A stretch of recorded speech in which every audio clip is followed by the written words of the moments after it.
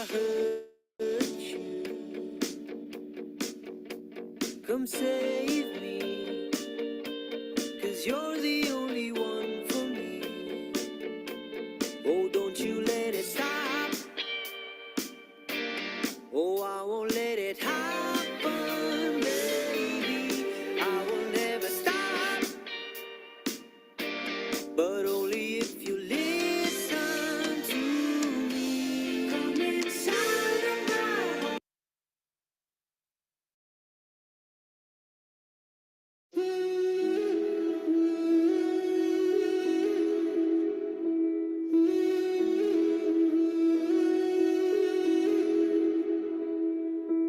You know me the best, you know my worst, see me hurt, but you don't judge. That right there is the scariest feeling. Opening and closing up again, I've been hurt so I don't trust. Now here we are staring at the ceiling. I've said those words before, but it was a lie. And you deserve to hear them 1,000 times.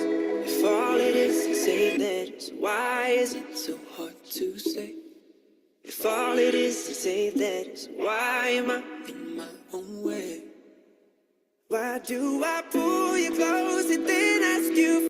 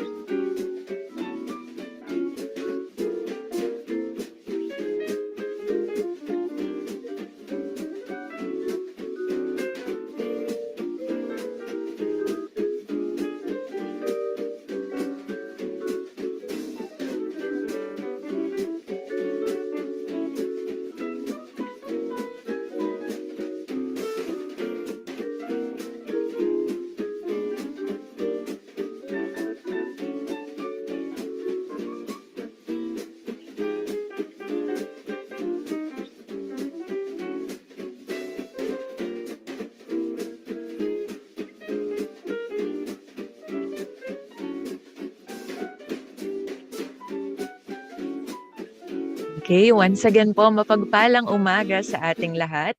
Ang atin pong webinar ay magsisimula within a few minutes lamang po. So once again, we are reminding everybody to sign in our attendance form. So it is already posted in our Zoom meeting chat portion, and it will also be pinned in the comment section of our YouTube live stream. So once again, let us just stay tuned and be ready for a substantial and productive morning. Thank you, everyone.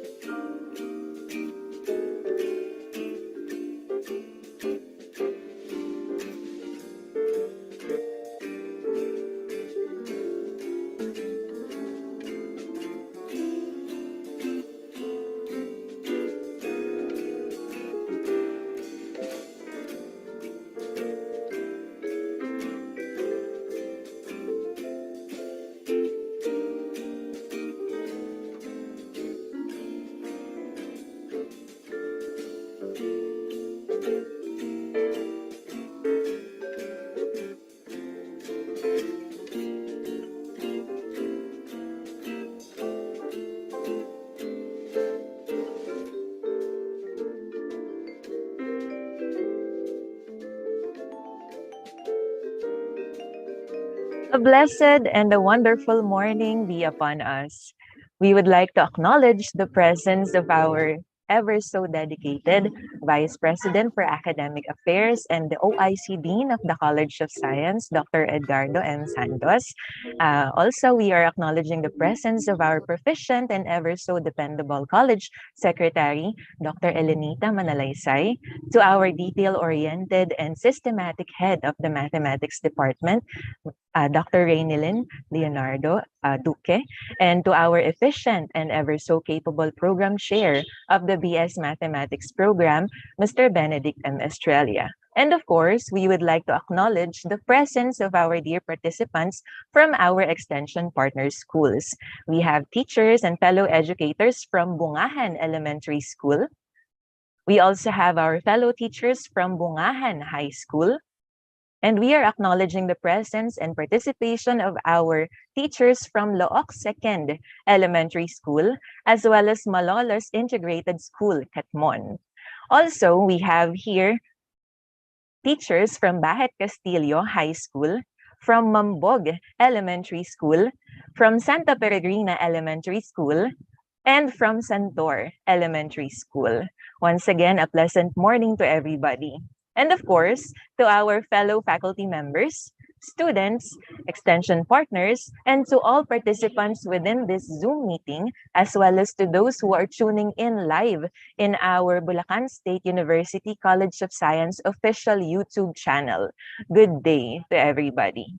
On behalf of the Mathematics Department under the College of Science, I would like to usher you in to the 6th year of Sambalaran. This year, we adhere to the theme, Pagkakaisa, Tugon sa Bagong Pag-asa. I am Ms. Judy Anty Sumala, and I will be your moderator for today's webinar. Before we formally begin with our program, here are several reminders for our dear participants. First, everyone is expected to observe proper online conduct throughout the webinar. Second, kindly accomplish the registration form, and the link was already posted in our chat box in this Zoom meeting. And also, it'll be pinned in the comment section of our YouTube live stream. Third, we will be having an open forum after the discussion of our resource speakers. So, reserve your questions or clarifications and send them or raise them through our chat box or through our comment section. And lastly, after the conduct of our webinar proper, we need to accomplish an evaluation form to obtain your electronic copies of certificates of participation. So also, the link will be posted in our live stream's comment section as well as in this meeting's chat box. As we formally begin with today's program, let us prepare ourselves and be mindful of the presence of the Almighty God. It is to be conducted through a doxology. Then, it is to be followed by the singing of the Philippine National Anthem and the hymn of the Bulacan State University.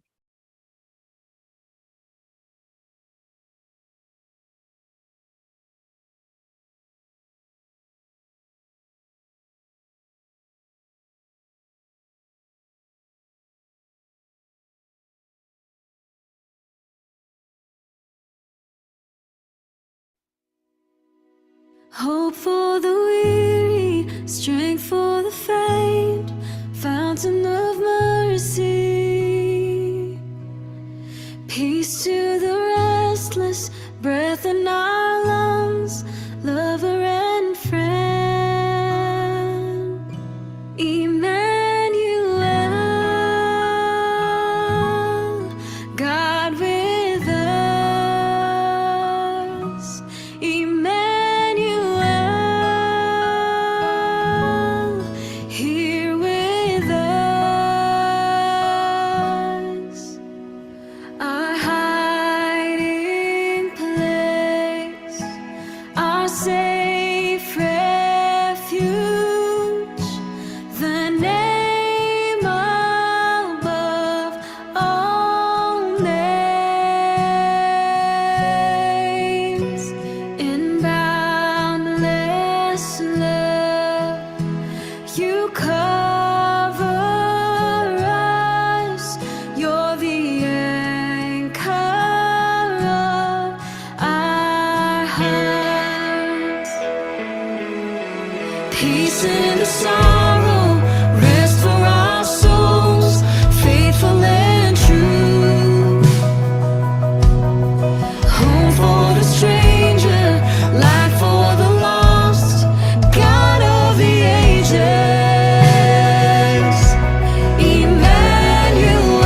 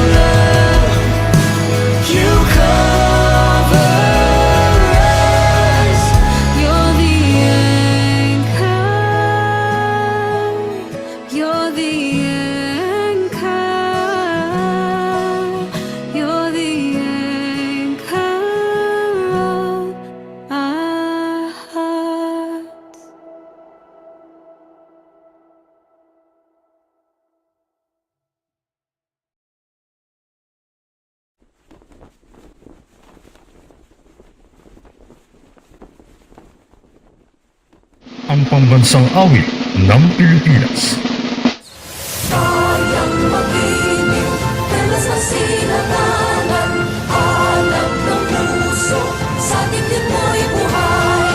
Lupang hinirang, tulad ka ng magiting, sa manlulupig, di ka pasisigin. Sa dagat at bundok, sa simoy at sa langit ang buhang, may dilagang tula ang awit sa paglayang minamahal. Ang kisap ng watawat mo'y tagumpay na nalilinig.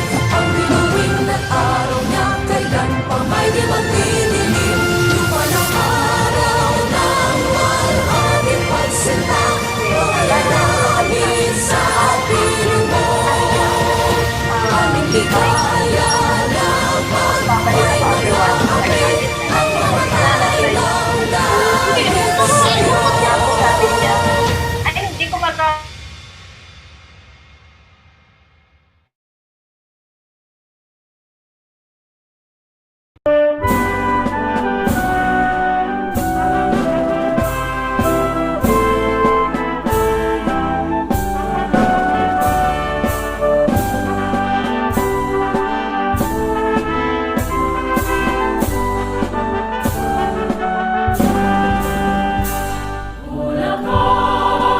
State University, thy name will always be.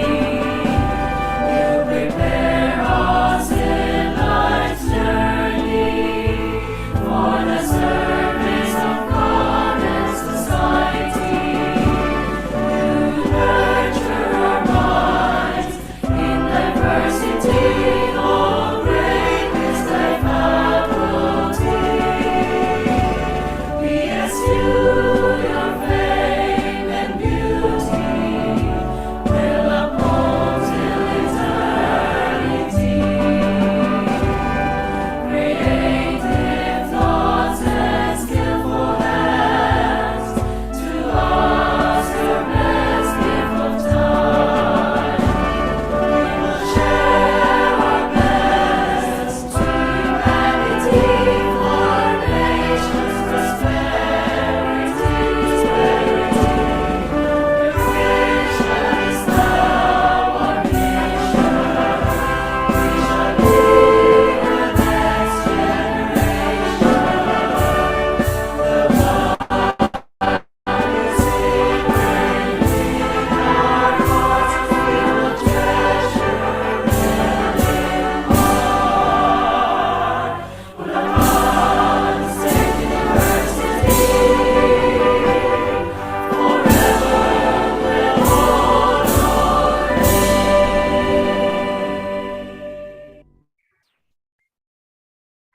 And now, to deliver his prefatory remarks, let us welcome the Vice President for Academic Affairs and the OIC Dean of the College of Science, Dr. Edgardo M. Santos. Thank you so much, Ms. Judy Ann Sumala, our MC for this morning activity of the Sambalaran event. To the local administrators of the College of Science, let me welcome Dr. Ellen G. Manalaysay, our College Secretary, the department chairs, Dr. Freya Gay Hinko from the Science Department, and of course, Dr. Reynelyn Leonardo Duque from the Mathematics Department. I expect that within the platform, we have also the program chairs from the BS Biology program, Dr. Richard Clemente, BS Mathematics program, Mr. Benedict Estrella, BS in Environmental Science, Dr. Edwin Tadiosa, BS in Food Technology Program Chair, Ms. Diane Canta, and from the BS in Medical Technology, our Medical Science Laboratory Program, the Program Chair being Dr. Merlin Cruz. I should not forget to acknowledge the presence of our research and extension coordinators, Ms. Joanne Victoria Reyes, and then also Ms. Michelle Agustin. Welcome also to our dear College of Science faculty and students, if there are, and to our extension partners, the school heads, principals, and teachers from the following schools.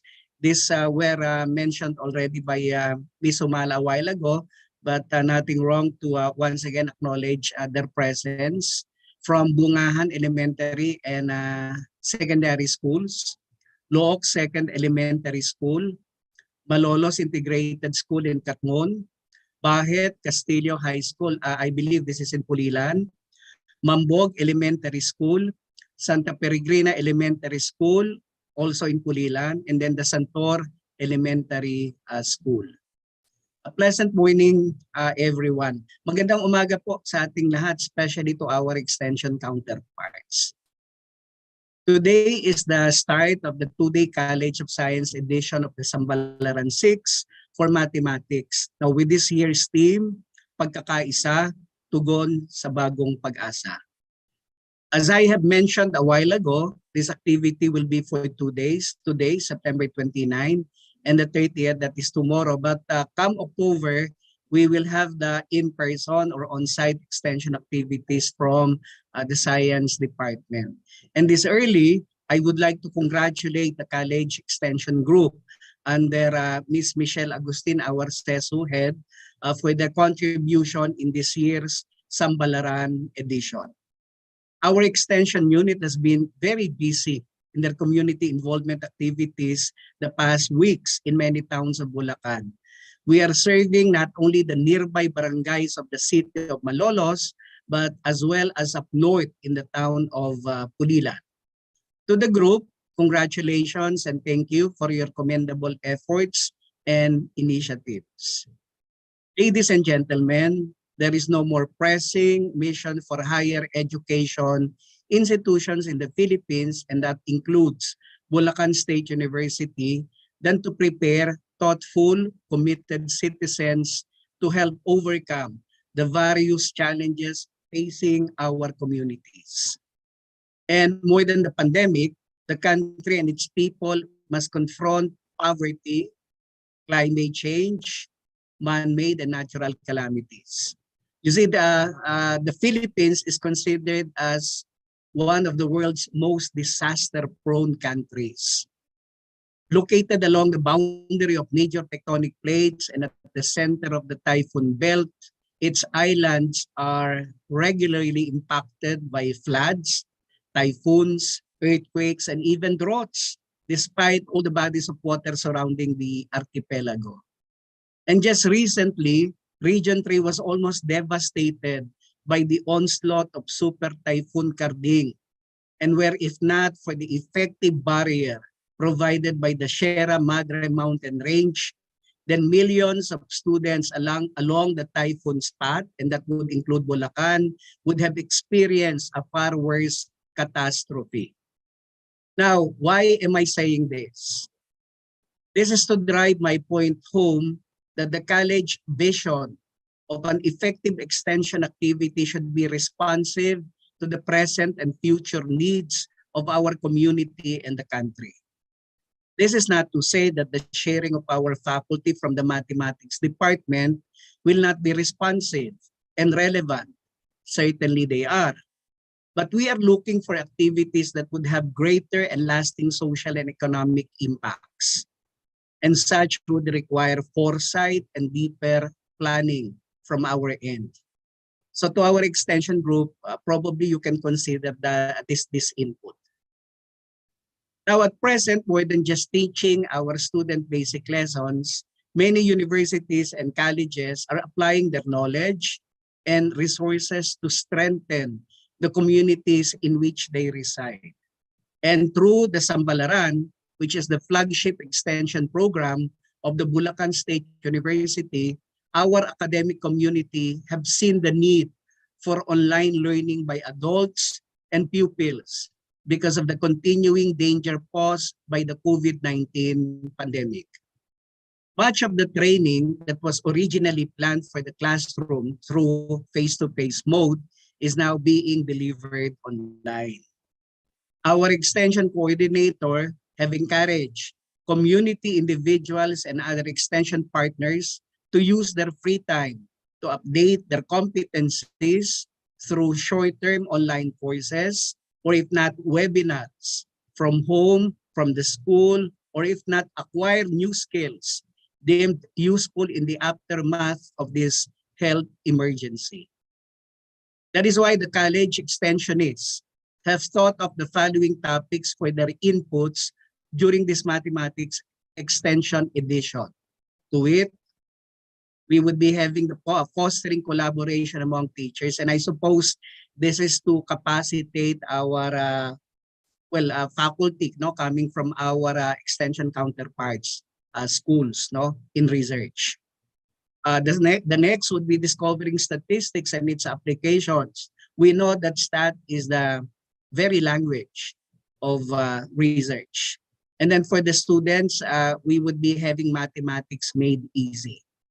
And very relevant topic is that of the financial management. Well, knowing the situations of the faculty, no, of teachers, specifically those, no, coming from the public school, it would be nice, no, for them to be taught how to manage, no, their finances. So sa punto pong ito, base sa tema ng ating Sambalaran project na pagkakaisa tugon sa bagong pag-asa, naalala ko po yung kahalagahan ng diwa ng bayanihan at kapatiran. Ito po kasi ang naging panimulang diwa ng Sambalaran sa mga unang taon ng implementasyon nito. Higit kailanman, ngayon natin nakikita ang pangangailangang panatilihin ang diwang ito. Nasa post-pandemic period na po tayo at mahigit 2 taon na matapos ang panimula ng pandemya, mamamasid po ang higit na hamon na dala ng kakulangan ng trabaho, ng pagkain sa hapagkainan, ng ayudang pang-edukasyon para sa ating mga bata sa kanilang mga pag-aaral. Sa panahong ito ng bagong panimula, mas higit na kailangan ng ating mga kasama sa komunidad at ang mga kabataan ang dagdag ayuda. Kung hindi man po sa pera, ay dagdag kaalaman para magamit sa bayong preparasyon at pagkakakitaan. Sa atin pong mga kaguruan, ang pangangailangan po ay mga programa na mag-aangat sa antas ng kapasidad sa pagtuturo. At sa ating mga mag-aaral ay mga programang magtutulay sa sinasabing learning gaps na naging sanhi nitong pandemya. Ang sinasabi nga po sa pag-aaral, sa research ay aabutin ng mga 10 taon para mahabol ng ating mga mag-aaral ang nasabing learning gaps. Sa diwa po ng kapatiran at bayanihan ng proyektong ito ng Sambalaran, sama-sama po tayong magdadamayan. Sama-sama po tayong magtutulungan patungo sa katugunan sa mga hamong kinahaharap ngayon sa pagtagtagpos ng pandemya. Ika nga ay pagkakaisa, tugon sa bagong pag-asa.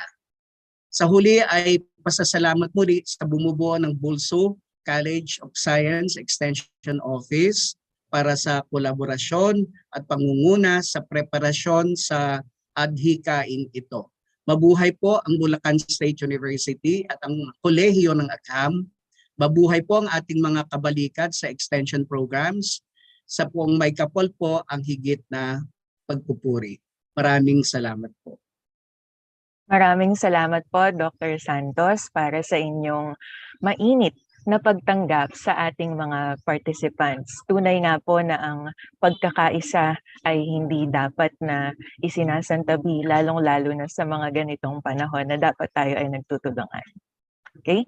So truly, our college's extension activities should be responsive to the needs of the community, as our Vice President for Academic Affairs had stated. And that is what we will be continuing to strive and to achieve, especially in the conduct of Sambalaran, the 6th year, okay, already now. So at this juncture, let us get to know our resource speaker. So as a brief introduction, I was tasked to give you certain facts regarding our resource speaker. So she is a graduate of Bachelor of Secondary Education with specialization in mathematics in 1999. She obtained her Master of Arts rather, in education with specialization in mathematics at Bulacan State University in 2005. She took up her PhD in science education, major in mathematics at De La Salle University, and recently got her doctorate degree last year. She is currently serving as our college secretary in the College of Science. She will be discussing about sharing on fostering collaboration among teachers. Let us please welcome, with a warm applause, Dr. Elenita G. Manalaysay. Hey, thank you so much, Ma'am Judy. Just call me Ellen or Ma'am Ellen. That will be totally fine with me. Am I audible? Yes, ma'am, you are Hi. audible. Thank you for confirming, Ma'am Judy. Okay, so hello everyone, to the faculty, the teachers, and the students who are participating in this webinar. Good morning. Okay, I hope that everyone is safe and healthy. And I also want to thank the organizers of this activity for inviting me to share knowledge about collaboration. Though the discussion will be presented in the context of teacher collaboration, we can extend the concepts and principle to student collaboration as well. So that is for the students. I hope that we make the most out of our time to learn something about collaboration, reflect from the knowledge learned, and make sense of our learning. So I'm Ellen Manalaysay from the Mathematics Department of the College of Science, Bulacan State University. But before we start, okay, please let us know about your feelings by logging into www.menti.com and use the code 11661452. Or you may simply just scan this QR code and to direct you to Mentimeter. Okay? So maybe you can do it now.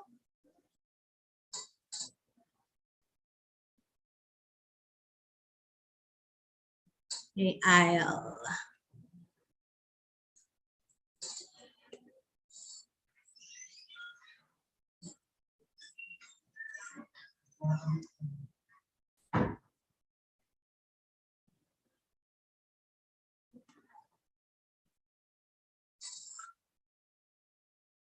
So this is now open to collect your responses. So please do participate. So I encourage everybody's participation and engagement. You may share your, all throughout the conduct of the webinar, you may share your thoughts, you may share your feelings about the topic, your thoughts about the topic, and we may utilize the chat box for that.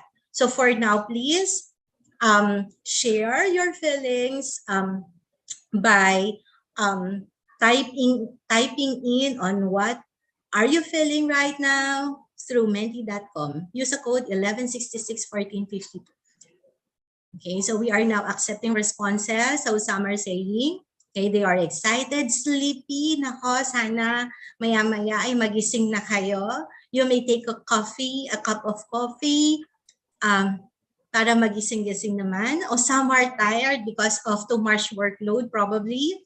Okay, hopeful, interested, hungry. Pwede po kayong kumain habang nakikinig. Okay, habang nakikinig sa topic natin. Hopeful, interested, you're fine. Okay, energetic. Well, that's good to know. Okay, you're proud. You're alive. Okay. So I'm glad to know that most, okay, majority says that they are excited about, they are excited. I hope excited about the topic, excited about learning, okay, something new. So sana naman bago matapos yung meeting na to, yung webinar na to, there will be a bits of information na i-invite ninyo, then you can reflect on it. Okay. And ma-i-apply dun sa workplace ninyo. So even for the students, ma-i-apply nyo sa klase ninyo. Okay? So I think that will be fine. Thank you for your responses. Thank you for your cooperation. Teka, let me stop sharing na. Okay na po tayo doon. And let me go back to my PPT. For a while.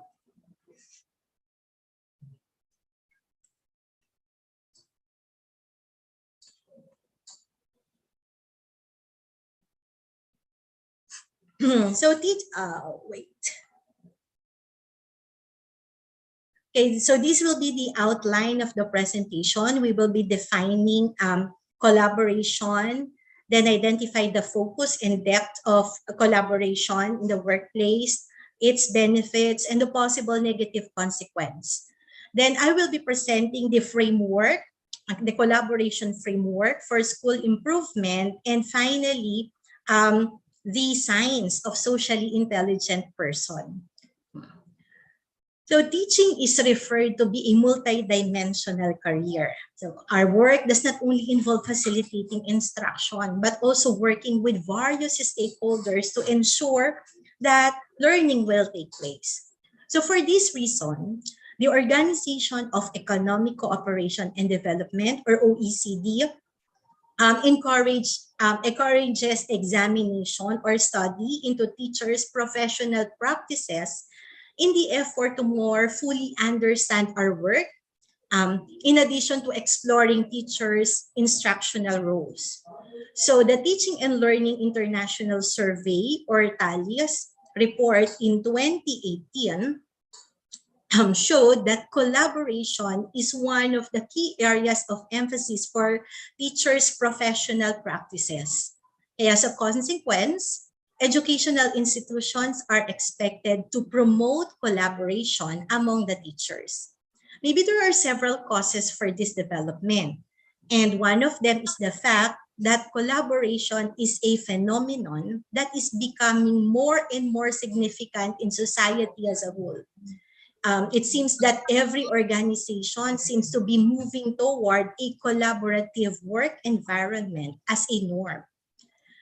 So furthermore, collaboration among teaching staff is necessary in order to successfully implement innovative, student-centered, and collaborative learning approaches. The 2018 TALIS report revealed that teachers who engage in collaborative learning utilize creative pedagogies, okay, such as working in small groups, creative problem solving, and teaching for creativity. And they show higher levels of job satisfaction and self-efficacy. Okay, teachers from countries with high performance in PISA, so such as in Europe, okay, so it found out that those teachers collaborate to a high extent, and the students benefit from their practices. However, it appears that other countries, such ours, find it fairly difficult to achieve that goal.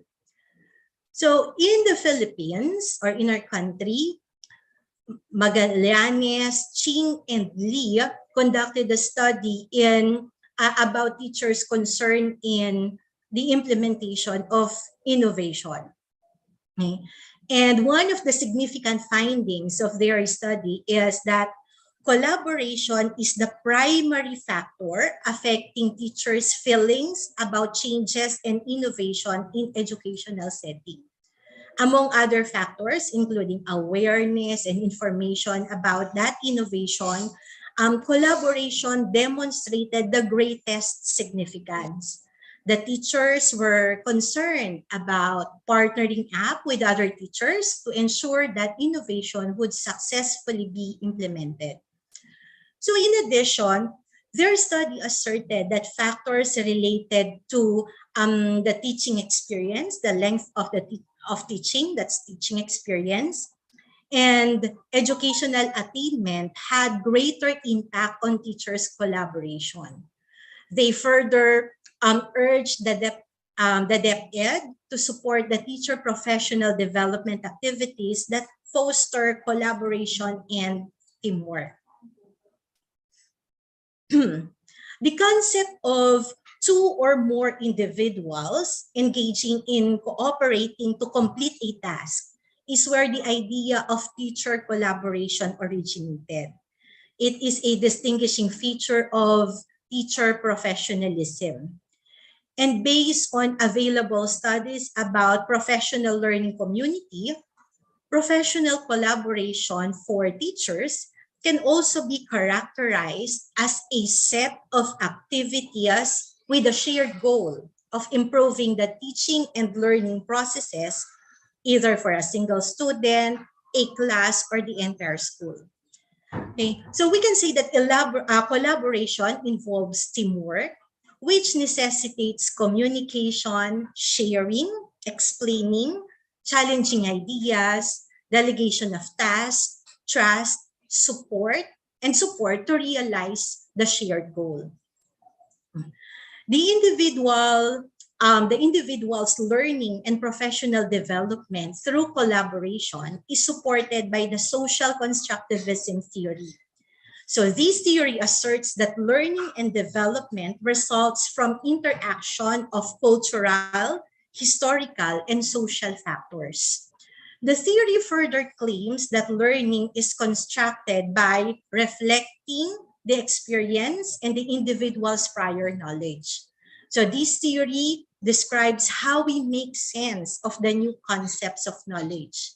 So two essential ideas were emphasized in this theory. First, we construct new knowledge using our existing knowledge. We generate knowledge when we attempt to integrate our prior experience-based knowledge with the newly obtained information.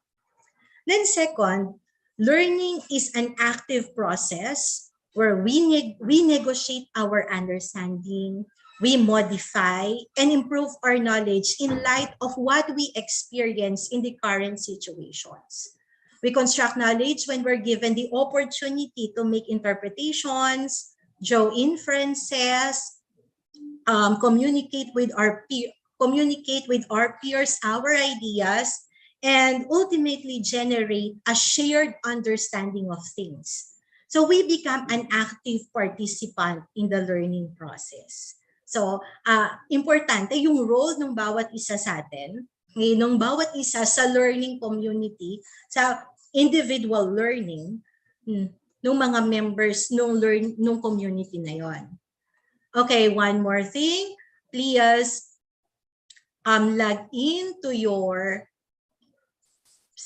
log into menti.com again and use the code 34971034 or just scan this QR code. Okay. So there are only two questions here.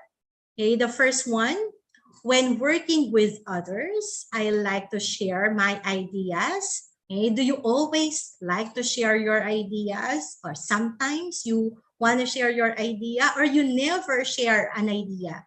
Okay, just share as your thought. There's no right or wrong answer here, ha? At hindi naman mag-a-appear ang name ninyo. So don't be anxious about the answer. Hindi ma-reveal ang name ninyo. So I'm waiting for the responses from the member of this learning community. Okay, so marami, sabi, sometimes nagsishare ng idea. Okay, marami naman active o always. Laging nagsishare ng idea. Okay. How about the others? So for now, 70% ang nagsasabi na they sometimes share their ideas while the rest ay always naman. Okay, tumataas yung sometimes and that is good. Hindi ko pala na-share yung screen ko. Ako lang ang nakakakita. Siguro I will share this one. So nag-move from one window to another. So ito naman ang view ko sa responses ninyo. Okay. And I think that would be enough. Next one. Okay, wait. Nako, nag-load pa. Then how about the second one? Okay. When I get frustrated collaborating with others, what do you do? Do you calmly take a break? Or do you get quiet? O kaya do you lose control? Or nagagalit ka ba?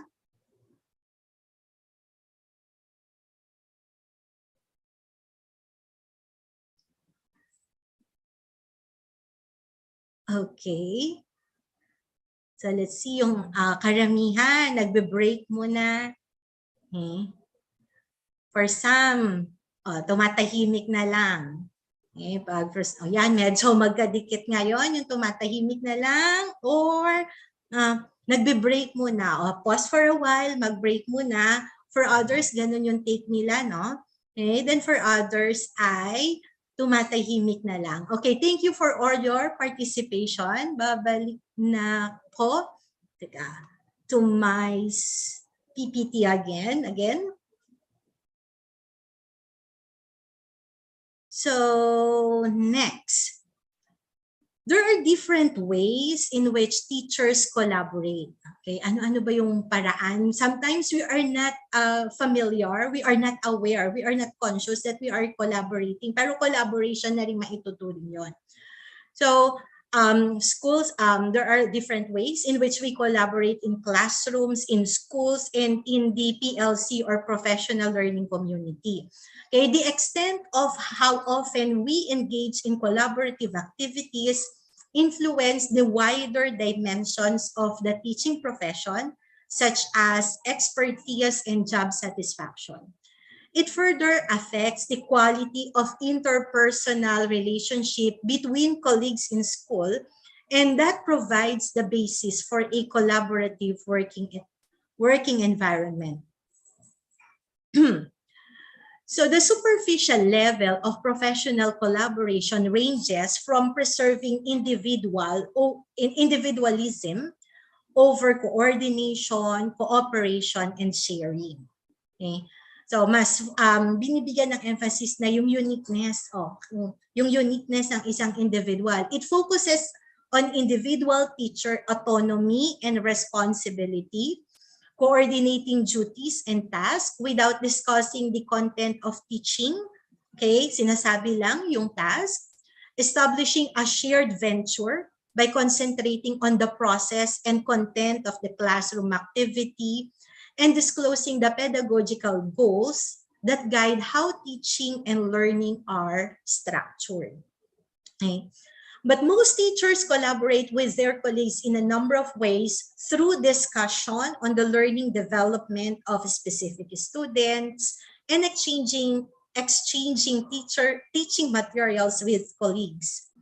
However, only few teachers were involved in the deeper level of professional collaboration that involves more interdependence between the teachers, such as observing other teachers and providing feedback, participating in collaborative professional learning and team building. Deep level teacher collaboration appear to be less common, since teachers frequently tend to limit engagement to a preference towards practical matters. And colleague consultation is frequently limited to designing lessons, arranging activities for teachers, discussing test structure and content. Okay, ano ba, mag-multiple choice ba tayo? Okay, hanggang saan yung coverage ng test natin? And discussing teaching pace at the topics to be taught. So hanggang saan yung target natin for this first quarter? So parang ganun lang. Okay? So it was uncommon for teachers to talk about the teaching methodologies, okay, the challenges they encounter in their daily work. Okay, they seldom lang that they observe one another in the classroom, that they discuss how other teachers other works, or they critically evaluate how they teach. So medyo bihira yung ganoong practices. So such deep level collaboration may not exist due to several causes of resistance within the teacher culture. Okay. Deep level collaboration necessitates touching teachers' beliefs, which will sometimes result in conflict and resentment. Okay? Yung may pagkakaiba-iba ng ugali, ng preferences, and sometimes that causes conflict. So this appears challenging since we typically limit collaboration to a safer and less dangerous aspects. Okay, focusing on psychological unity and safety, and we want to prevent conflict and maintain our privacy and individualism. Okay. But research shows that teachers who take part in more interdependent forms of collaboration also tend to report using teaching strategies that encourage students to think more deeply and apply the higher order thinking skills. They also report higher levels of job satisfaction and self-efficacy. Okay, may mga advantages, though this is really challenging. Okay, so according to research, collaboration is important for fostering teaching learning because it promotes interaction and exchange of ideas. It also enables teachers to communicate with one another in an organizational setting and to learn from one another's experiences and practices, which could help them develop their own practices. It can also be seen as a means of providing interdependence and assistance among colleagues for teachers working in challenging environments.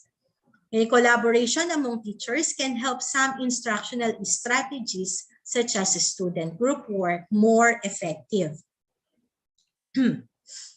So teachers were reported to be more motivated, to experience decreased workload, a positive impact on teacher morale, greater efficiency, increased communication, improved technological skills, reduced personal isolation, and next to advantages such as the conclusion that instructional strategies became more student-centered and alignment between the real and the hidden curriculum increased. So these are the advantages at malaki ang pakinabang ng teachers dito sa collaboration, especially during the onset of the pandemic. Okay? Nung naninibago tayo kung paano yung abrupt shift from face-to-face to online. Malaking tulong yung may nakakausap ka na teachers at napagtatanungan kung ano yung better strategy kaya na mag-work dun sa setup na yon. Then, on the students definitely benefited from teachers' professional development as a result of their collaboration. The students were reported to improve understanding and performance. Then, the collaboration has a positive influence on the perception that the school climate is supportive of the innovation, better adaptation, and more innovation. There is a cultural shift to more equity. There is a school-wide attention for needs of the students and a flattened power structure, which definitely fosters a professional culture of intellectual inquiry. However, may mga threats din naman pag nag-collaborate ang teachers, okay, ang mga professionals. So teachers may experience competitiveness and tensions, and that can escalate into conflict, a loss of autonomy, an increased workload, and a push towards conformity with the majority. Teams may result in a most closed social system, forming exclusive groups in the organization structure of the school. Okay din naman na mayroong unity, united yung teacher, pero ang threat dito, baka magkaroon ng small groupings. Okay? Magkakaroon ng small groupings, so identified, puro dito na sa isang group naka-cling or naka-lean yung isang faculty, kayong isang teacher. So, and that is a threat. Okay? Then collaboration may begin to function as a control mechanism that ties teacher to standardized performance expectations, disciplines teachers, and constrains their autonomy. In order to at least mitigate those negative effects, school administrators and the teachers who participate in collaborative activities should be aware of their intentions and mindful with their words, their actions, and their decision. In 2004, Slater created a framework for understanding how collaboration affects school improvement. So medyo maliliit yung font. Then we will try to, this framework is a representation of the different stakeholders, and majority of them are teachers, okay, their experiences and understanding of collaboration. This view on collaboration and its relationship to school reform does not see it as a series of instructions to be followed. Hindi ito yung step-by-step process. But rather, it is a narrative of the experiences of several teachers. This framework should be taken into consideration as we think about and analyze our experiences. We will investigate each component's composite nature and how it affects the dynamic interaction within and between collaboration and the process for school improvement. Okay. Why do we collaborate in the first place? So ito yung reasons na ibinigay doon. Choice, goal, need, and relationships are the key factors for teachers to collaborate. Although people collaborate for a variety of personal reasons, it is essential that people do so freely and voluntarily since it is their choice. A successful cooperation in relation to school improvement was typically the outcome of voluntary collaboration. While forced collaboration frequently led to participants experiencing feelings of frustration, isolation, helplessness, disappointment, sadness, and anger. Pag pinipilit, mas mahirap yon. Our decision to collaborate was inspired by a variety of factors, including the professional world's influence, na influensyahan ka, maybe yung sa environment mo, ganun yung ginagawa. Okay, sige, magpa-participate na rin ako. The democratic ways of living, or they are in favor of the idea and principles of collaboration. Then the structural changes in the organizations or in the family, okay, and changes in teaching and learning environment. Having a common goal was instrumental in the formulation of collaborative relationships. A common goal is what binds people together in their work and enables them to achieve positive outcomes. Everyone must understand that everyone must understand and support the goal, and that is really important. The goal right at the top, that's what the members of the collaborative group are all working forward.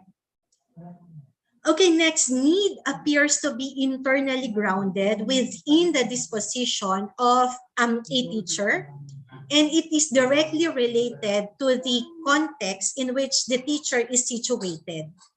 In this instance, collaboration is a response to the expressed and felt needs of the people involved in a specific situation.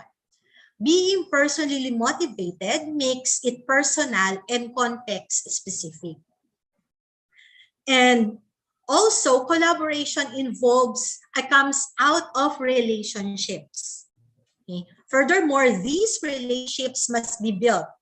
They are building blocks of collaboration, and we need to emphasize the importance of knowing people well in developing the trust and respect and that characterizes collaborative relationships. Okay, for some, knowing people means figuring people out, finding out what they hold true and dear, and what their values are, and their skills, their weaknesses, and their strengths. A strong relationship among teachers in school can have a significant impact and influence on the conversations about school improvement. Because when we have a healthy working relationship with others, mas malaki ang tsansa na maging meaningful, fruitful, and deep yung level ng collaboration natin. What matters in collaboration is a collaborative diversity. Okay? Kasi it involves several people, so we have diverse personalities. Okay? So in collaboration, what really matters is looking at the different possibilities, building on each other's experiences and strengths, and understanding the diversity of their gifts. These reflect the importance of valuing different perspectives. Okay? At importante yun, we value, okay, we acknowledge different perspectives. Okay? The appreciation of other perspectives provides the framework for a broader shared vision that leads to the formulation of professional learning community. The collaborative process is characterized by these dynamics of collaborative diversity. Okay, we have this conflict, okay, respect, time, and hard work. A collaborative process involves interaction between the teachers. So it necessitates the contribution and hard work of each member of the collaborative group. Also, it demands time for them to work together, to work independently for quite some time, and to reflect on their actions as an individual and as a member of the team. Hence, there is a need for us to regulate our work. We should be aware of ourselves, our preferences, our strengths, our weaknesses. By having this awareness, we are conscious on how we can contribute to the team's productivity, and we can choose mechanisms to compensate our weaknesses. It could be in the form of asking questions or advice from others. Then conflict is a natural dimension of the collaborative process, and it brings people together with different perspectives. Working through the conflict that arises when a decision doesn't go the way you want it results in better decisions and enable people to live with that decision. Many other issues, problems, goals, and needs that unite people in collaboration are highly charged to topics that involve individuals at the very deep level, both personally or professionally. So it is not surprising that that these issues are filled with differences, with tension, complexity, and conflict. However, conflict often contains the seeds of breakthrough. Okay, so maging positive thinker tayo. Conflict often contains the seeds of breakthrough in the change process, and as such is related to school improvement. Accordingly, conflict resolution is an essential skill for teachers and the administrators within the collaborative reform context of today's schools. Then a climate of trust, respect, and openness is required to build and sustain a collaboration. When we trust our colleagues, okay, or when we trust our colleagues, we are willing to take risks with our own beliefs and practices, and it opens the possibility of dialogue or negotiation. The exchange of ideas result in new insights, learning, and change for the participants. So trust is related to the interdependent nature of collaborative relationships. In the school setting, respect refers to the honoring of the expertise and views of others. Without trust and respect, equality cannot exist between colleagues and the collaborative process may be blocked. Okay. A successful collaboration depends on the personal interaction of the participants. Several key elements characterize the collaborative process, and that includes trust, respect, and effective interpersonal communication. Collaboration is not a quick and easy. Actually, medyo challenging ang collaboration kung ang goal natin is to engage in a deep level of professional collaboration. Okay?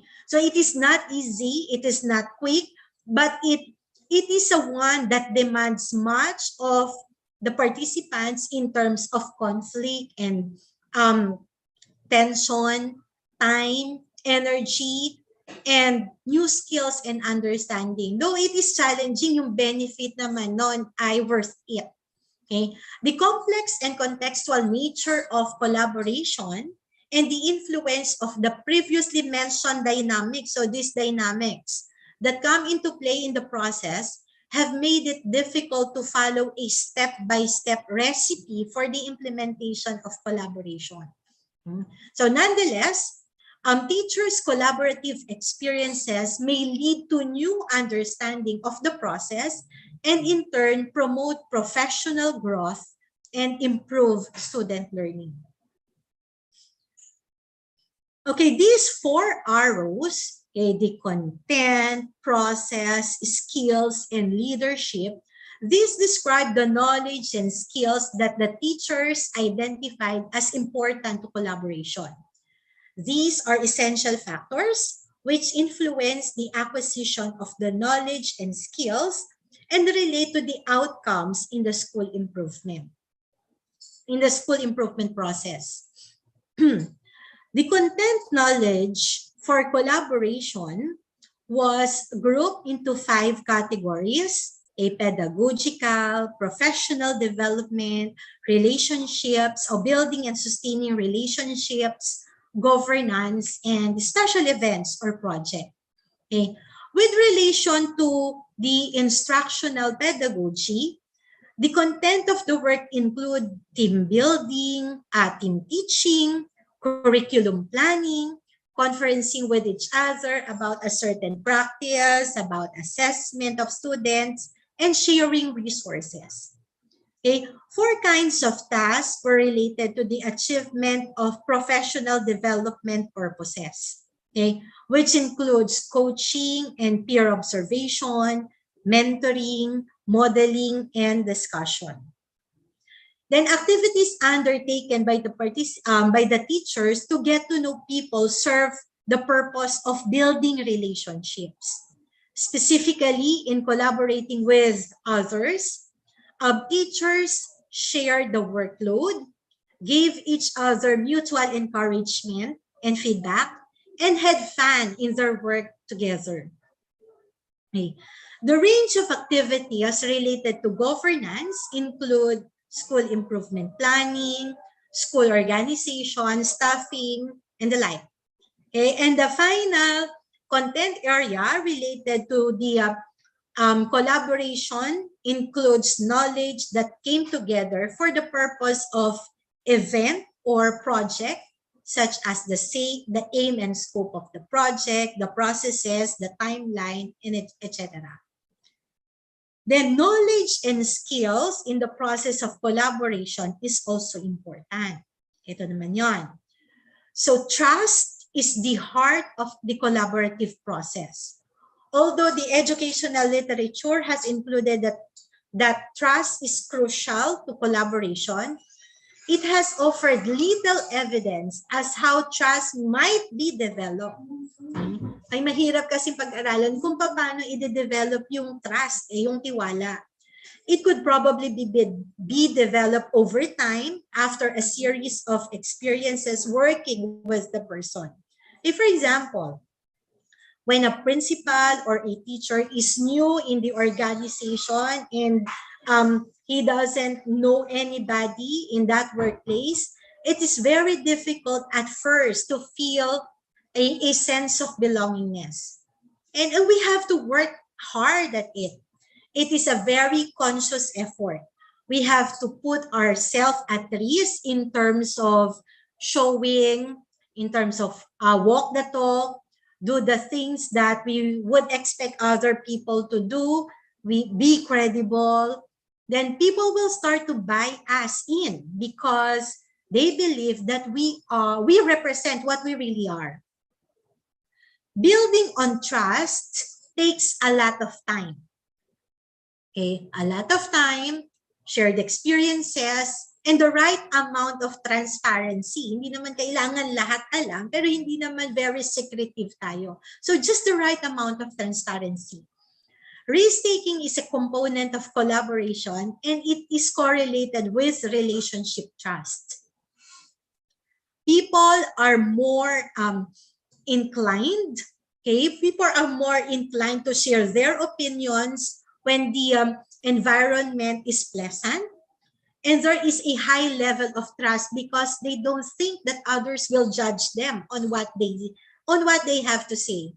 So minsan kasi kaya ayaw magsalita yung ibang tao ay hindi makapag-contribute or hesitant mag-contribute ng idea kasi baka mali yung sasabihin ko, nakakahiya naman, or baka i-judge nila ako kung ano yung opinion ko. So, yun yung mga mga threat sa active engagement ng teachers sa collaboration. So, equality of opportunity and shared responsibility were also mentioned and had a significant effects on the collaborative process. It is important to note that teachers viewed that sharing responsibility is difficult to accomplish and poses various challenges. Okay, in the literature on collaboration clearly has called for teachers to have knowledge base and set of skills regarding collaboration methods. The skills are learning to find your voice, when and how to ask or share ideas, learning to accept that not everyone will agree with you. You don't want to be criticized too much. Hence, there is somehow a hesitation for some to speak their thoughts. Okay? Takot ma-judge, baka ma-judge. Okay? Sometimes we really overthink, but sometimes may nangyayari naman din talaga kasi ganun. Okay? Because we are not sure when someone is going to clamp down on us or reject our ideas. Okay? So it takes a long time to be very comfortable in sharing information. The skills identified for collaboration include communication skills, emotional competencies, decision-making and problem-solving, conflict management, and team building. So in addition, within each category, there is a particular skill set that was felt very important. Okay, for example, under emotional competencies, understanding others and self-awareness were deemed particularly important in collaboration. Then the traditional role of the school head, or it could be the principal or administrator, as a decision maker in the school is somehow unlikely to endorse the school improvement related to collaborative reform. Okay, medyo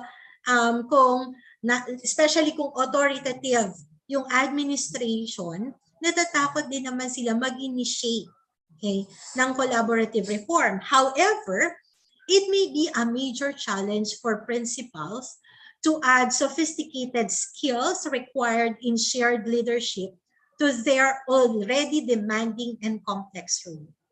Leadership behaviors that were identified that supported collaboration include modeling, communication, valuing others, and advocacy. School administrators must develop teachers' capacity to take on leadership positions. And it can be done by empowering other members of the school organization to assume leadership roles. Kahit sa maliliit na bagay lang. They could encourage teachers to participate by being able to open to communication. That is really important. And valuing them for who they are. So what are some ways in which principal or the admin could foster teacher collaboration? So they could model norms and behaviors that foster more collaborative teacher workplaces. Ideally, administrators can set aside time and allocate resources that better enable teachers to work collaboratively. Okay? Emphasize ko, this is the ideal. Okay? As instructional leaders, the principals or the admin can provide teachers with mentoring and feedback to help them develop their skills. And lastly, principals or other school leaders may enact policies or changes that preclude or roll back collaboration. However, some researchers argue that administration-mandated collaboration is less valuable than spontaneous collaboration initiated by teachers themselves. Okay? So most often, sabi ng literature, pag yung admin ang nag-design, ang nagplano ng collaborative activity, hindi na ma-maximize yung learning gains as compared kung yung mismong teachers ang nag-initiate. Kasi nandun na kagad yung element ng ng volunteerism. Okay? Meron ng personal goal na na-establish yung teacher kung sila mismo yung nag-initiate ng activity. So the major purpose of school improvement that includes such collaborative activities is the improvement of student learning. Okay, as demonstrated in this framework, collaborative work leads to the achievement of personal and professional outcomes that result in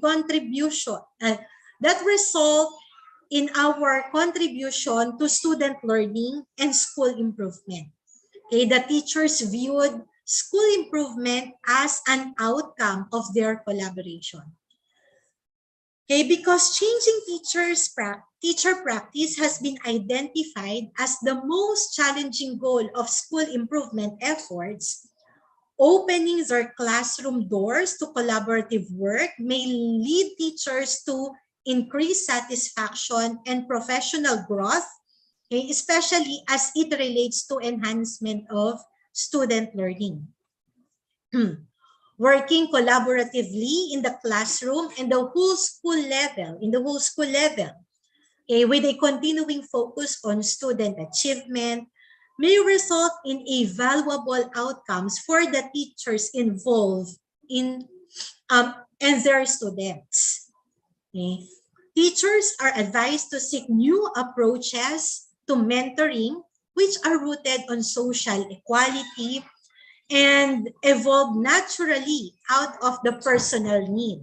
Okay, kasi in-emphasize dito, kailangan choice natin na mag-participate tayo sa isang collaborative work. Okay? So collaboration as a kind of co-mentoring practice creates a safe and democratic space in which teachers become co-learners, okay, who encourage, support, and critique each other through the shared inquiry into their practice. Okay? Yung pag okay na yung relationship, sanay na sa collaborative practice, yung criticism, they take it constructively kasi nandun yung goal for professional development. So since collaboration really necessitates every participant to work with others, I think it would be better for us to review the signs of socially intelligent person. Okay, this is according to WISE in 2016. So, according to WISE, socially intelligent person avoid trying to evoke a strong emotional response from whoever they are covering with. They don't communicate in a manner that exaggerates their hardships to elicit sympathy. So, hindi mo sasabihin, naku, napakahirap ng pinagdaanan ko dyan.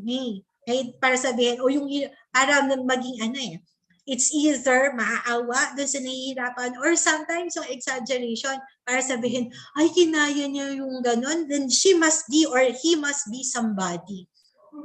Okay. So they do not exaggerate their hardship to elicit sympathy, or they do not emphasize their successes in order to elicit admiration.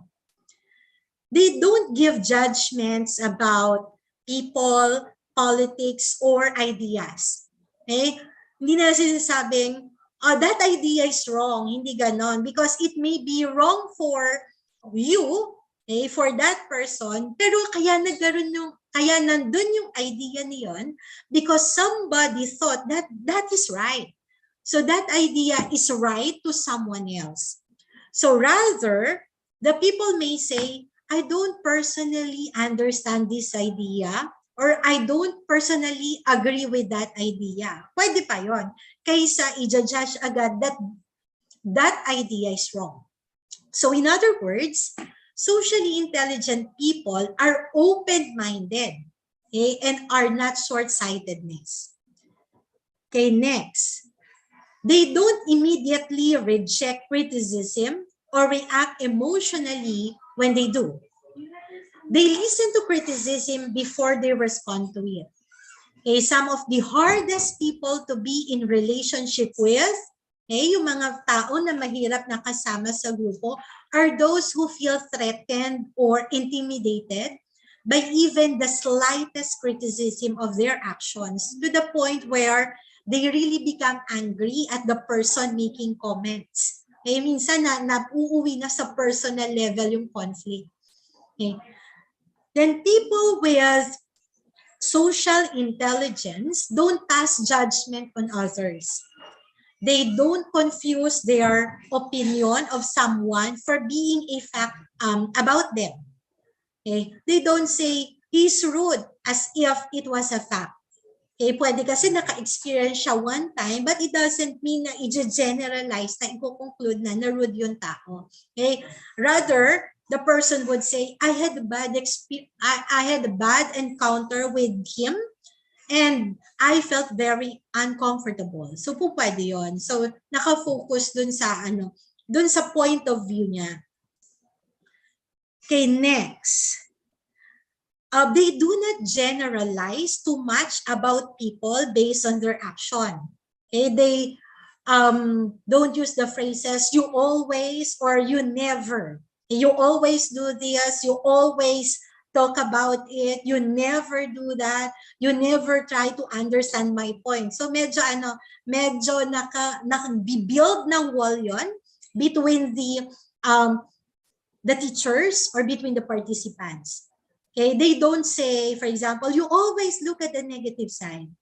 Okay, so instead, pwedeng sabihin na instead, they base their claims on sentences that would start with I feel or I think, tulad na sabi ko kanina. Okay. They do this because using language that seems non-threatening to a person is the simplest approach to get them to listen to what you have to say and to start a conversation. Okay. Kasi kung sa umpisa pa lang, it is as if you are judging one's opinion or one's personality, okay, hindi na yon makaka-invite ng ideas or invite ng engagement ng iba. Next, they speak with precision. They say what they want to say and focus on communicating something. They speak calmly, concisely, and mindfully. Also, they know how to participate or how to practice a healthy disassociation. Okay? Yung hindi naman lahat ay tungkol sa kanya. They know that the world does not revolve around them. They try to understand different perspectives without thinking that it has something to do with them. Okay? So disassociation yon. And next, they do not accuse someone of being wrong. Okay? Because when we accuse someone of being wrong, we raise their defenses. Ang tendency, magde-defense lang naman yun eh. And that prevent them from considering an alternative viewpoint. Okay, we may encourage some people to participate in a conversation where both of you can learn if you first affirm their position. I-acknowledge nyo, yun yung idea niya. Then provide your opinion, okay? And then make them know that they still have the power over the discussion by asking their opinion.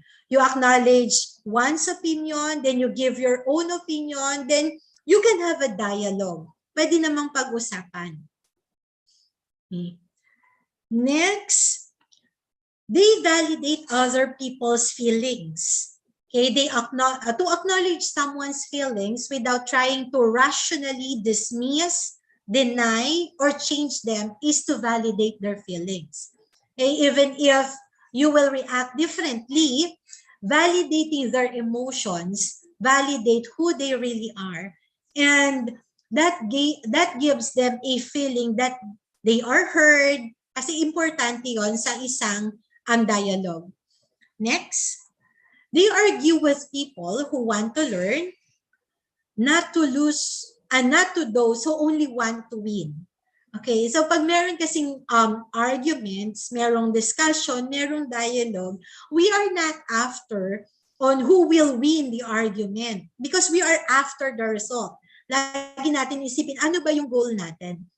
Okay, so socially intelligent people do not attempt to pressure others to talk, to learn, to grow, or connect, since they are aware that not everyone wants to. Yung mga seldom mag-participate, i-acknowledge natin, that will be fine, especially kung bago lang siguro sila sa isang PLC or professional learning community. Give them time. Kasi over time, pag na-develop naman yung relationships within the community, at naging positive yung relationship doon, merong positive, good working relationship dun sa community na yon, eventually, made-develop na yon eh. Magiging active na, magiging mas active na yung participation. Next, they listen to hear and not to respond. Okay? By meta practice or holding space, nakikinig. Okay? Nakikinig siya sa idea, hindi yung habang nagsasalita yung iba, iniisip na kung paano mag-rebat. Hindi gano'n, no? So while others are making their point, they focus on what is being said, okay, rather than planning their response. Then they do not post anything online that would make them feel ashamed to show it to other people. Okay? Hindi ko na-elaborate yon. Then they do not consider themselves as the all-knowing person. Okay? They do not consider themselves as judge of what is true or false, what is right or what is wrong. They do not say, you're wrong. Hindi ganon. Instead, they say, I think you're missing a point. Okay? So in that way, that would invite the person to reflect on their idea and somehow pwedeng ma-refine yung idea na yon. Also, they do not attack the character of one's person so as to shift the attention away from the point being made. Okay? Kasi ito yung toxic sa social media, no? Pag wala nang maibato ng argument, aatakihin na personally. Okay? They do not say, for example, pag okay na yung argument, sasabihin, tapos wala nang maisagot, sasabihin, ikaw na yung magaling, ikaw na yung matalino. Okay? So, nakakaano kasi yun eh, nakaka-intimidate for some, at pag nagkasunod-sunod yung mga negative experiences, yun yung nagli-lead for a person to reduce their motivation, okay, and withdraw their participation in a collaborative environment. And lastly, they understand that their relationship to everyone is the extension of their relationship to themselves. As I mentioned earlier, it is important that we know ourselves, we know our values, okay, and we know our goals. Next, teachers who practice collaboration may further develop those skills. Okay? Hindi naman sa isang snap, ganito kagad yung character natin eh. Minsan, bumibigay din naman tayo, and that is okay. Okay? So, when we practice collaboration over time, it may further develop our social skills and knowledge in collaboration process. So teachers who seek working with the PLC early in their careers can realize the need for and the benefits of collaboration. As for head, an effective collaboration aims for not only personal development, but also benefits the group, which is achievable through proper cooperation with each other. A community of learners and support. Kasi as teachers, continuous naman yung learning natin. Kaya may lifelong learning, di ba? Okay, and focusing on the social aspects of education. Okay, and I would like to end this slide with a quote from Henry Ford. This is one of my favorites. Okay, if everyone is moving forward together, then success takes care of itself. Okay, this is by Henry Ford. So these are my references, and this ends my presentation. Thank you for listening. Thank you also, Dr. Manalaysay, for a truly significant and insightful lecture. It is indeed important, especially for us educators, to continue our pursuit of learning and, of course, our professional development. So with that, we truly hope that our dear participants have gained something, certain learnings through your discussion for today. So we would like to inform everybody that the platform is now open to our dear participants for inquiries. So you may forward your concerns through our meetings chat section. And also for those who are tuning in live in our Facebook live stream, you may also comment your inquiries in the comment section. So I will be reading your questions, and I'm very certain that our resource speaker will be able to address you accordingly. Okay. So as of now, we are also reminding everybody about the attendance as well as our evaluation form, which is already posted in the chat portion of this meeting. All right. So Dr. Manalaysay had been able to share about a very substantial na framework regarding the school improvement. So truly, a successful collaboration requires trust, diba, among educators, respect, okay, most of all time, diba? So some of our participants have stated kanina that they are tired, diba? So it may be a tiring experience, but in the end, sabi nga ni Doc Manalaysay kanina, it's all worth it kasi it's for the institution, for the benefit of our learners, and for the improvement of our schools. So also, she had presented about the qualities, the signs of a socially intelligent individual. So, meron tayong mga napulot dapat, okay, na hopefully na information or knowledge regarding being a socially intelligent person. So on that note po, Doc Ellen, I would like to personally ask a certain question kasi ayan. So thank you po sa willingness, okay, to address my concern. So yung iba po sa atin, lalong-lalo na yung mga nagsisimula pa lang na magturo, and yung mga hindi pa masyadong sanay makipag-converse, 'di ba? So like I am, 'di ba? So para pong medyo tahimik, 'di ba? Medyo timid in certain meetings. They suggest them to reflect, 'di ba, among themselves, to get to know kung ma-manifest nila yung signs ng pagiging socially intelligent person, kasi we truly know that that is an essential part of offering yourself in terms of team collaboration. So if you can entertain my concern po. Yes, ma'am.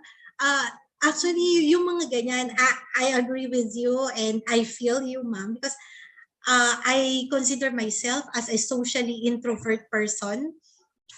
Hindi lang Same. halata minsan. Mm-mm. But then again, when we are especially new in an organization, I think it is okay for us to be quiet for quite sometimes, kasi usually we simply observe. Importante din kasi we observe the environment, and through observation we learn. We learn the culture, okay? We learn the values of the organization, and through that, kasama kasi sa observation, we do not judge, but we want to have a knowledge on the organization to find out kung mag-fit ba tayo or hindi, kung ano yung magiging action natin to be part of the organization. Sa umpisa, alam natin we're part of the organization, but it is at the start, it is hard for us to feel to have that feeling of belongingness, kasi nahihiya tayo, we do not know how to open, we do not know how to start the conversation. It is for some, but for others kasi, especially for the Gen Z and the millennials, parang ang bilis sa kanila Ang bilis sa kanilang maging part, maging in sa organization. But for others, yung mga introvert person, that is a challenge. But that is a challenge, and that they can work on it over time.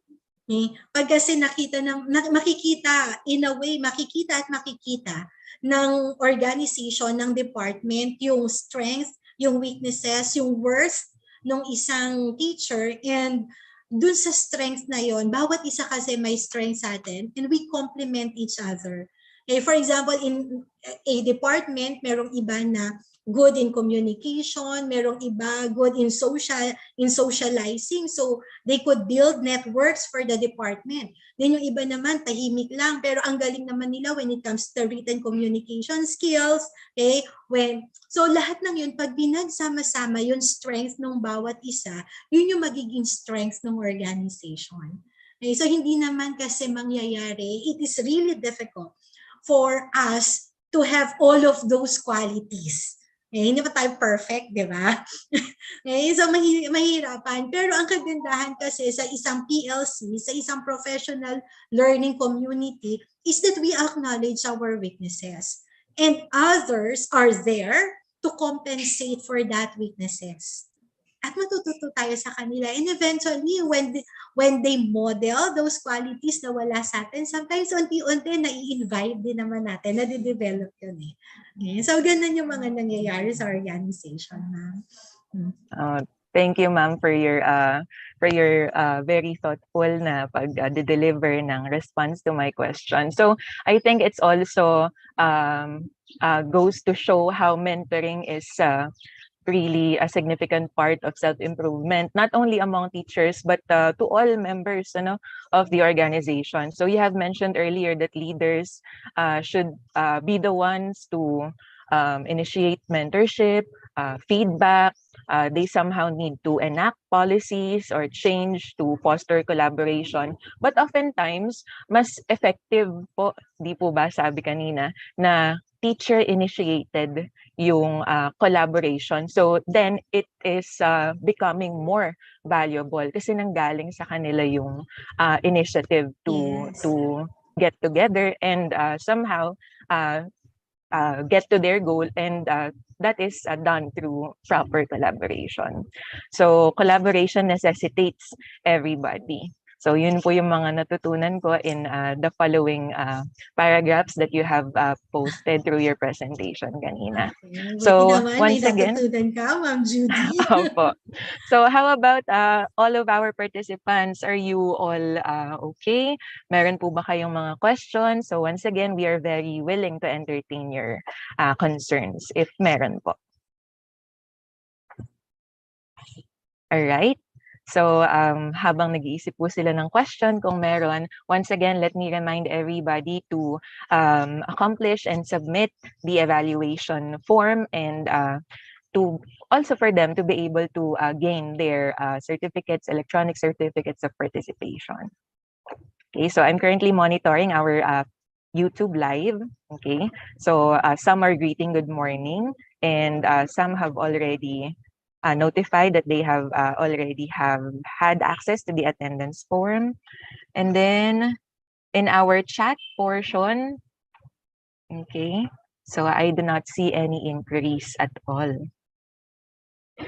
Okay, so to our fellow faculty members from the College of Science, if you have any inquiries, please do raise your concerns. Okay, so samantalahin po natin ang pagkakataon na we are in the presence, or among the presence of our very capable resource speaker. Okay, so if you have anything to clarify, ayan, you may raise your concerns now.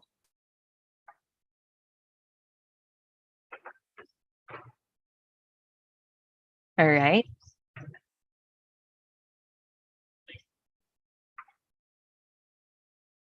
So in the course of today's meeting, I have had the opportunity to listen very carefully to our speaker, and I have noted several things. So I hope you do too have your certain significant insights coming from this discussion. So we truly hope that this topic will be helpful in your future endeavors, especially in future collaboration with your colleagues in your respective schools. All right. So I still do not see any inquiry.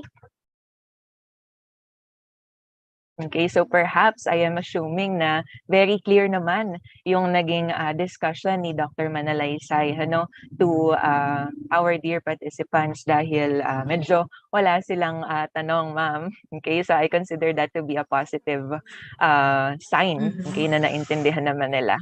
So, and now, to show our sincerest appreciation to you, Dr. Manalaysay, may we present this certificate of recognition. So I am just prompting our CS Tech to show our certificate of recognition. Ayan.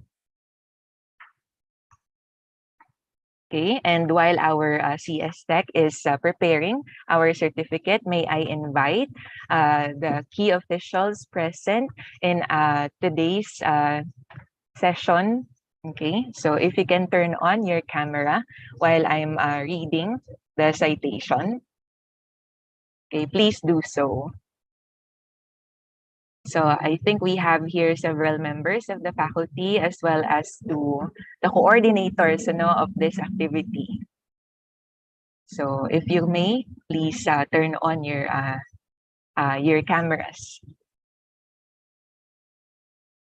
All right, so with that, let me just read the citation in our Certificate of Appreciation. So, Republic of the Philippines, Bulacan State University, Office of the Campus Director, Extension Services, Maine, College of Science awards the Certificate of Appreciation to Dr. Elenita Manalaysay in grateful recognition and commendation of her invaluable efforts and exemplary performance as the resource speaker in the seminar entitled A Sharing on Fostering Collaboration Among Teachers during the Sambalaran Camp Project 6 with the theme Pagkakaisa, Tugon sa Bagong Pag-asa, held on September 29, 2022 via YouTube Live and the official Facebook page of the College of Science at BulSU CS Official, given this 29th day of September 2022, signed by our dearest Vice President for Academic Affairs, as well as the OIC Dean of the College of Science, Dr. Edgardo M. Santos, signed by Dr. Romeo D.C. Inasoria, Chancellor of the main campus, and Ms. Cindy M. De La Cruz, Campus Director for Extension Services, main campus. So once again, thank you so much, Dr. Ellen, for sharing your thoughts and insights in your lecture regarding today's topic. So may we have a photo opportunity po? Okay, thank you for this recognition, and also let us have this opportunity na rin to offer to our partner schools, no, if they are interested, kung meron silang initiative for professional development for teachers through lesson study, through collaborative action research, we could help you to plan for the project. Sa mga extension partners naman natin yan, pwede nating tulungan. May maraming able sa College of Science para makatulong sa mga extension partner schools natin. Okay, so we are keeping our arms open to future collaboration with our extension partners. So please feel free to send your inquiries as early as now for future collaborative activities. So waiting for the prompt ng ating CS Tech for our photo opportunity. Ayan, ma'am. I'm waiting for other people po na mag-open camera.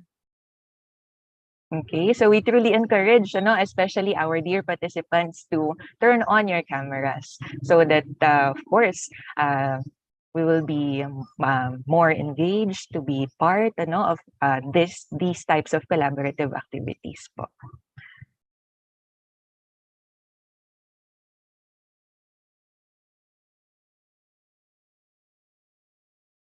Okay po. Smile po. 1, 2, 3. Isa pa po. 1, 2, 3. Okay po. Thank you. Alright, maraming salamat po, Dr. Manalaysay, and to our dear teachers, fellow faculty members, and participants. So before we end this morning's session, may we again remind our dear participants to please accomplish our attendance as well as our evaluation form. All right. So I think that sums up our event for this morning. Once again, thank you to the people behind this successful endeavor. So your efforts are greatly appreciated. So to our audiences, may we be continually willing to learn in the future. So hopefully you do that with the College of Science. So this concludes this morning's webinar. I hope you have learned something today. This has been your moderator, Ms. Judy Anty Sumala. Have a pleasant morning and the rest of the day ahead, and God bless us all.